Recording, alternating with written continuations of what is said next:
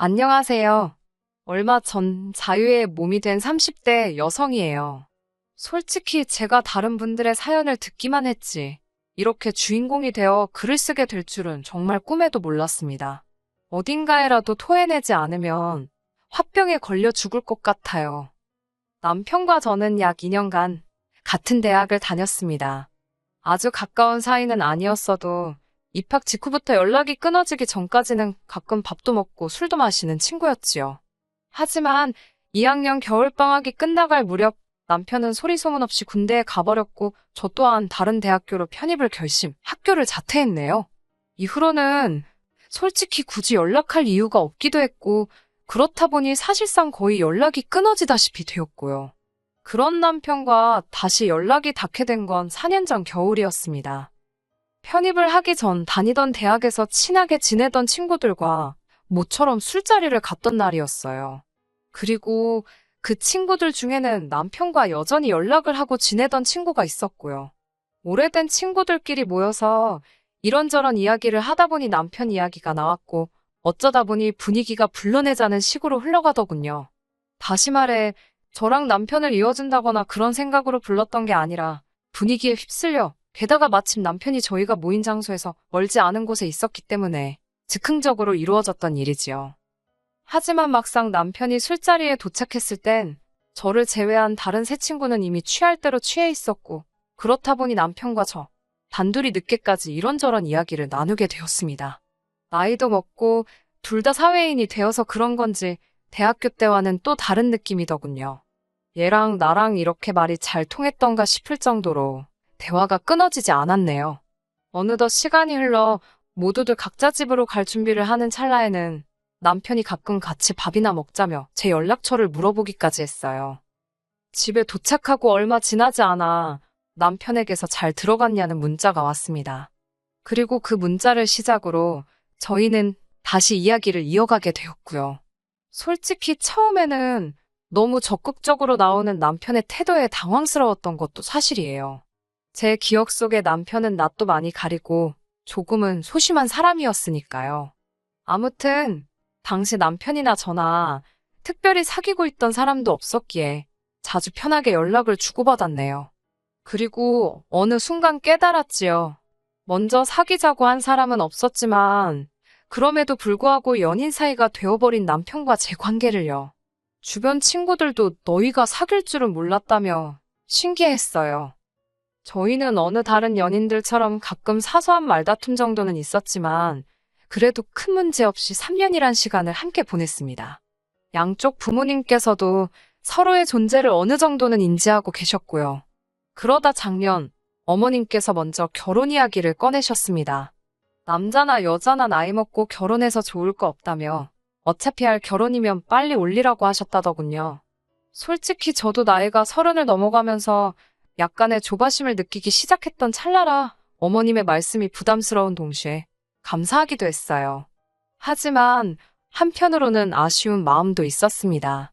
남편이 먼저 알아서 프로포즈를 해줬다면 더 좋았을 텐데 남편은 그저 어머님의 말씀을 그대로 전했을 뿐이었거든요. 남편은 원래 숫기가 없는 사람이라는 걸 알고 있었기에 큰 의미를 두지 않으려고 했지만 서운한 마음이 드는 건 어쩔 수 없었네요. 아무튼 그렇게 결혼 이야기가 나오고선 크게 고민하지 않았던 게 사실입니다. 제 인생의 마지막 사랑이라고 생각했기에 무르르듯 자연스럽게 남편과 결혼했어요. 30이 넘은 나이에 새로운 사랑을 시작한다는 건 상상하지 못했었고요. 남편에게는 10살이나 어린 여동생이 있습니다. 어머님이 재혼을 하시면서 낳은 소위 배달은 여동생이었지요. 솔직히 드라마나 영화에선 배달은 형제자매 사이를 안 좋게 그려놓는 일이 흔하잖아요. 그래서 저도 남편에게 그런 여동생이 있다고 했을 때 티는 안 냈지만 놀랬던 게 사실이에요. 하지만 나이 차이가 많이 나고 성별도 달라서 그런지 두 사람의 사이는 꽤 좋은 편이었습니다. 신우도 남편을 잘 따랐고 남편도 그런 신우를 예뻐라 했고요. 저는 남동생이 있어서 남편과 신우의 사이를 완전히 이해할 수는 없었지만 그래도 여타 남매들에 비해 특별히 이상하단 생각은 하지 못했습니다. 그렇기에 결혼을 결심할 때 신우 때문에 고민 같은 건 전혀 없었고요.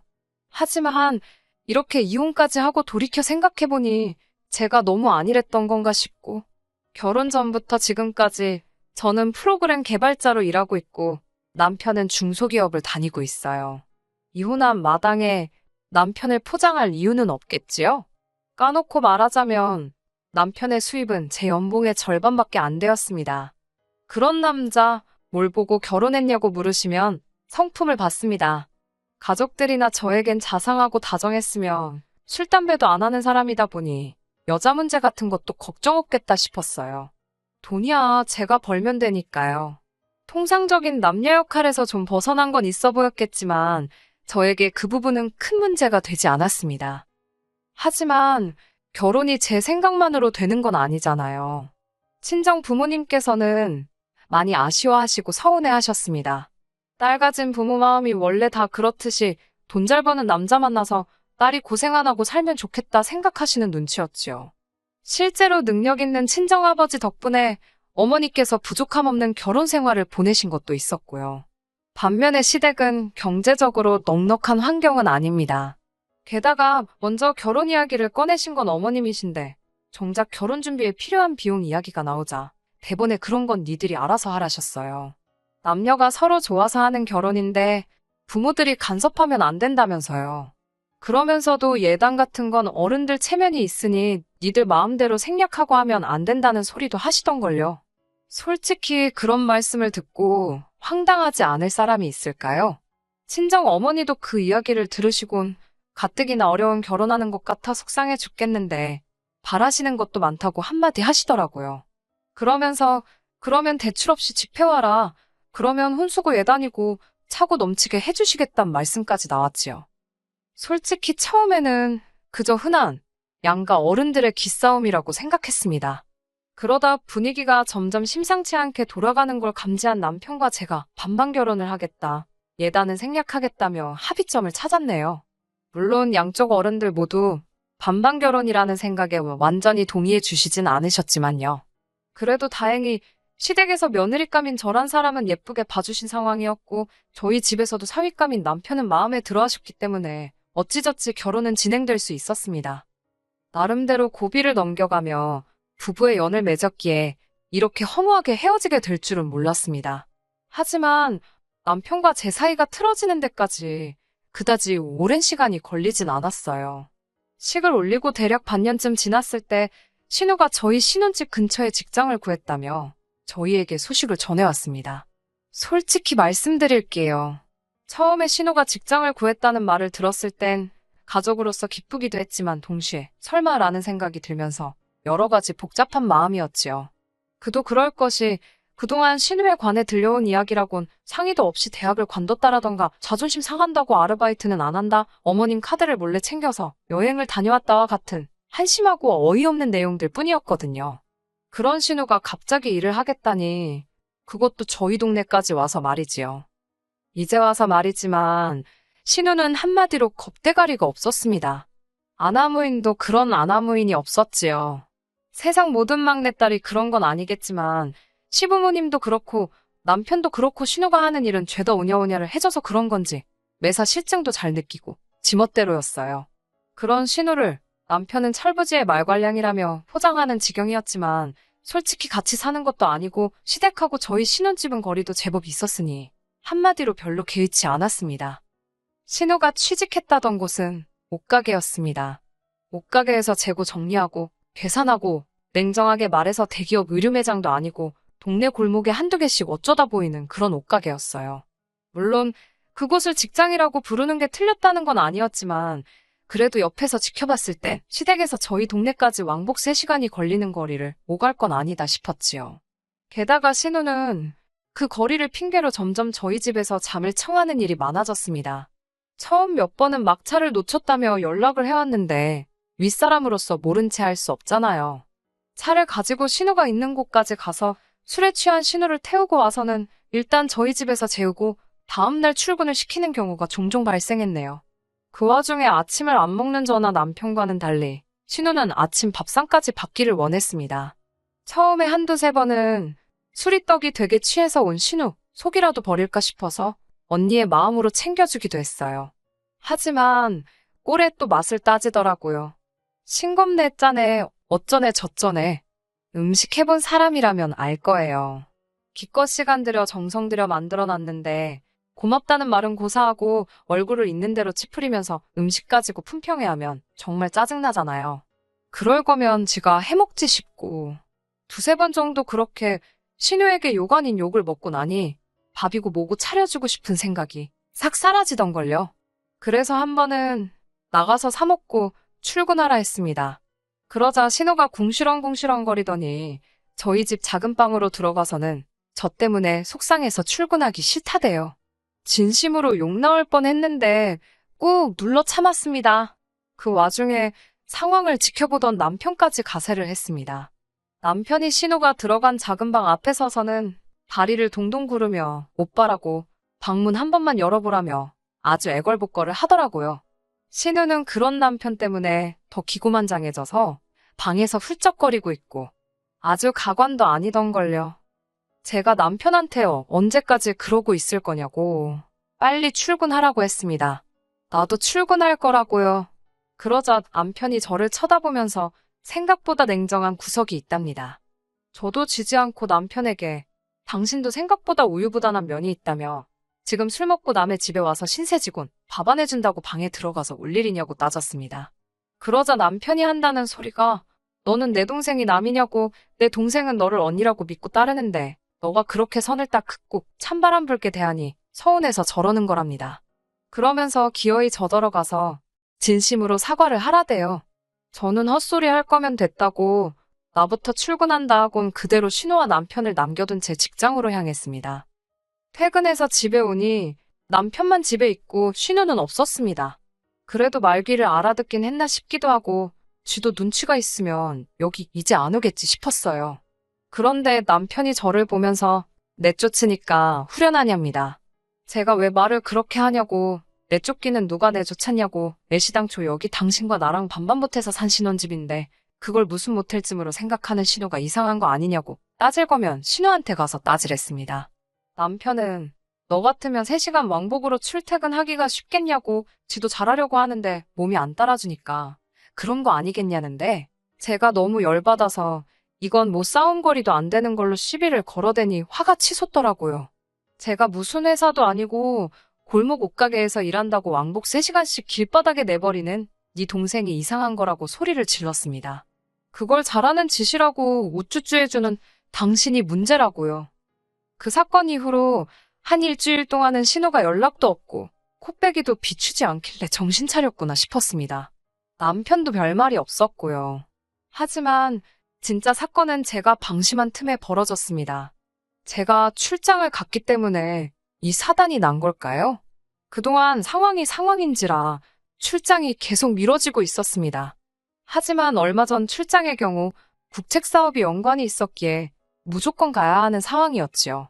2박 3일이 될지 3박 4일이 될지 그건 현지 사정에 달려 있었고요. 만약 일정대로 업무가 끝나면 하루는 개인 시간으로 보낼 수 있을지도 모르겠다 싶어서 남편에게는 3박 4일로 출장이 잡혔다고 이야기를 했네요. 출장을 마치고 집으로 돌아온 날이었습니다.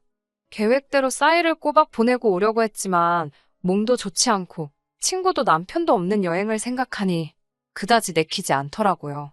그래서 남은 하루는 반납하고 바로 집으로 오게 된 거지요. 그게 화근이었을까요? 정말이지 지금도 그날을 생각하면 온몸이 부들부들 떨립니다. 비밀번호를 누르고 집 안으로 들어서는데 음식 냄새가 나더라고요. 남편은 평소에 제가 없으면 뭘 해먹는 법이 없기 때문에 뭘 시켜놓은 건가 싶은 생각이 드는 찰나 왔어라는 여자 목소리가 들렸습니다. 신우더라고요. 황당해서 주방으로 향하니 제 앞치마를 두르고 콧노래를 부르는 신우가 있는 거예요. 제가 아무 말도 안 하고 물끄러미 서서 신우를 보고 있었고 신우도 아무 대답이 없으니 의아했는지 아니면 저희 따가운 시선이 느껴지기라도 한 건지 뒤를 휙 돌아보더니 소스라치게 놀라던걸요. 들고 있던 국자를 놓치더니 언니 왜 벌써 왔냐입니다. 제가 지금 뭐 하는 거냐니까. 아니 그게 오빠가 혼자 저녁 먹을 거 생각하니까 마음이 쓰여서라고 말 같지도 않은 소리를 하는데 자세히 보니까 입고 있는 것도 제 옷이더라고요. 순간 소름이 쫙 끼쳤지요. 왜 내 옷을 입고 있냐 하니 그것도 자기가 옷에 모음식을 쏟아서 급한 대로 빌려 입었다는데 말 같지도 않았습니다. 게다가 도대체 내 집에는 어떻게 들어왔냐니까 우물쭈물거리더니 저희 남편이 비밀번호를 알려줬답니다. 여러모로 어처구니가 없고 이건 뭐 신호가 아니라 내연녀를 잡들이 하는 기분이었달까요? 그런데 곧 현관문 열리는 소리가 나더니 누가 왔냐는 소리와 함께 남편이 보였습니다. 남편도 저를 보더니 당황해서는 왜 벌써 왔냐고. 순간 너무 더럽고 끔찍한 생각까지 별의별 생각이 다 들었습니다. 안방문을 열어보니 어지러진 침대? 이건 뭐 남편이 혼자 그랬을 수도 있지요. 하지만 당시에 저는 이성적인 판단을 할 수가 없었고 지금도 진실은 그 둘만 알겠지요. 저는 너무 역겨워서 신우한테 당장 나가달라고 했습니다. 그러자 신우가 본색을 드러내더군요. 반반명의로 산 집인데 자기가 왜 나가냐입니다. 여기에 반은 오빠의 지분도 있으니 자긴 못 나간다고요. 남편도 저에게 무슨 생각을 하는 거냐면서 저더러 지금 제정신이 아닌 것 같답니다. 남매가 갑자기 쌍으로 저를 이상한 여자로 만들더라고요. 그러면서 남편이 이야기 좀 하자며 저를 방으로 잡아 끌고 들어갔습니다. 그러더니 한다는 소리가 갑자기 자기가 결혼을 해서 너무 서운해서 저러는 것 같다며 자기랑 제가 신우 좀 따뜻하게 대해주잡니다. 제가 따뜻하게 대해주자는 사람이 나 없는 날 골라서 여동생을 집에 들이냐 따졌어요. 너무 음흉하고 오해사기 딱 좋은 짓을 왜 골라서 하냐고요. 그러자 그것도 다 저 때문이랍니다. 제가 하도 차갑게 구니까 신우가 기가 죽어서 못 온다나요? 어이가 없어서. 솔직히 바보 같지만 제가 이때까지도 이혼이나 그런 건 생각하지 못했고 진짜 화가 나지만 한 번 더 참아볼까 생각했어요. 남편과 대화를 끝내고 거실로 나가니 신우가 밥 먹자며 식사를 차려놨더라고요. 그런데 밥이 딱 2인분이 돼요. 제가 오늘 안 오는 줄 알고 오빠랑 지 것만 차렸다면서요. 그런데 그 태도가 말로 표현하기가 어렵네요. 빈정거림이 가득했달까요? 저도 그 꼴을 봐줄 성질이 못 돼서 제가 집주인이 왔으니까 객식구는 나가라고 그러면서 지갑에서 3만 원 꺼내줬습니다. 식사 준비하느라 고생했으니까 주는 팁이라고 했어요. 그러자 남편이 저더러 왜 이렇게 못되게 구냐입니다. 그러면서 얼굴이 울그락불그락 하는 남편을 문득 쳐다보니 이 인간은 지 동생 앞에선 그러니까 신우 앞에선 한 번도 내 편인 적이 없었다는 생각이 들더군요. 그러면 앞으로도 이 인간이랑 살면서 이런 더러운 기분을 몇 번이고 또 느낄지 모른다는 얘기기도 하잖아요. 저는 그렇게 네 여동생이 좋으면 쟤랑 살지 왜 나랑 산다고 그 난리를 쳤냐고 따졌습니다. 남편은 저더러 수준 떨어진다며 혀를 찾고 저는 비정상인 너나 잘하라고 비아냥거렸지요. 솔직히 제가 제3자였다면 정말 추접스럽다고 생각했을 거예요. 신우는 또 무슨 착한 척을 한답시고 이게 다 자기 때문이라며 자기만 사라지면 되는 거냐고 나오지도 않는 눈물을 무슨 마른 걸레 쥐어짜듯 짜내고 있고 진짜 이 꼴 저 꼴 다 보기 싫은 게 이런 기분이구나 싶더군요. 결국 제가 양쪽 부모님께 이 모든 상황을 알렸습니다. 친정 부모님 반응이야 당연히 미친남매라고 상종도 하지 말자며 난리가 나셨어요. 하지만 의외의 반응은 시댁이었습니다. 어머님께서는 남매가 우애가 좋아서 그런 걸 제가 예민하게 받아들인다며 제 탓을 하셨습니다. 하지만 아버님의 반응은 예상 밖이었습니다. 아버님은 정말 크게 화를 내셨는데 그건 바로 장가까지 간 자식이 왜 자기 딸을 오라가라 하냐 이거였지요. 그래서 곰곰이 생각해보니까 신우아버지 입장에선 남편이 당신 친아들도 아니고 솔직히 충분히 찝찝할 만하잖아요. 그리고 알고 보니 신우가 정말 남자친구 하나 안 사귀고 내내 저희 남편하고만 붙어 지냈다더군요. 그 일로 아버님하고 남편 사이가 영 껄끄러웠던 모양이에요. 저야 가족 모임이 있다고 하면 그런가 보다 했지 그게 신우랑 쇼핑 다니고 영화 보고 그러는 거라곤 상상도 못했었고요. 결국 남편은 아버님한테 뒤지게 얻어맞았고 저희 친정아버지도 죽이네 살리네 하시는 걸 제가 간신히 말렸네요. 결국 남편과는 이혼했습니다. 정확히 말하자면 혼인신고도 하지 않은 상태에서 이혼을 했네요. 법적으론 깨끗하겠지만 주변 사람들이 제가 결혼했던 걸 다 아는데 법적으로 깨끗한 게 뭐 얼마나 의미가 있겠어요? 여담이지만 아이러니하게도 저에게 진심으로 미안하다 한 사람은 아버님뿐이 없었다는 것도 웃기는 일이네요. 집은 주인하고 잘 이야기해서 다른 사람을 구해서 전세를 넘겼고요. 반반 결혼이었지만 남편과는 5대5가 아닌 7대3으로 해서 3만 돌려줬습니다. 남편이 뭐하는 짓이냐고 난리가 났지만 제가 법적으로 한번 지저분하게 끌어보겠냐고 하니까 깨갱하더라고요.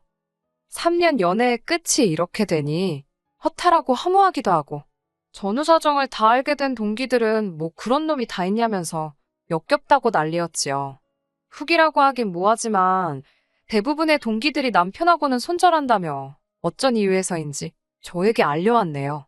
손절을 하든 말든 모르겠습니다. 그냥 기분이 좋지만은 않아요. 왜 어른들이 정상적인 가정에서 자란 사람을 만나라고 하는 건지 이번 일을 통해서 좀 알 것 같기도 하네요. 끝까지 들어주셔서 감사합니다. 오늘의 사연은 여기까지입니다. 구독과 좋아요, 알람 설정 부탁드리고 더 좋은 사연으로 다시 찾아뵙겠습니다. 감사합니다.